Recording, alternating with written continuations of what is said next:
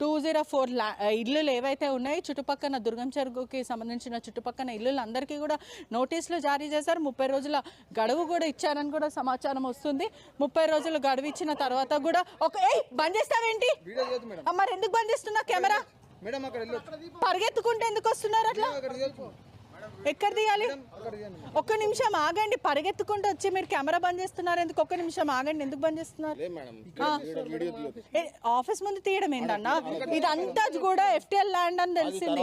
ఆ తర్వాత కాదు, ఒక్క నిమిషం. మీరు ఆపనికి లేదు మీడియాని, మీరు ఆపనికి లేదు మీడియాని, మీరు అలా ఆపనికి లేదని చెప్తున్నా. ఒక్క నిమిషం ఆగండి, ఒక్క నిమిషం. మనం ఇక్కడ చూడొచ్చు కూడా. వీళ్ళు చూడండి ఎంత మీడియా మీద దాడి చేసే ప్రయత్నం చేస్తున్నారు. మొత్తం మీద ఒక్కసారి కెమెరా ఎందుకు ఆఫ్ చేస్తున్నారు? మీరు కెమెరా ఆఫ్ చేయొద్దు.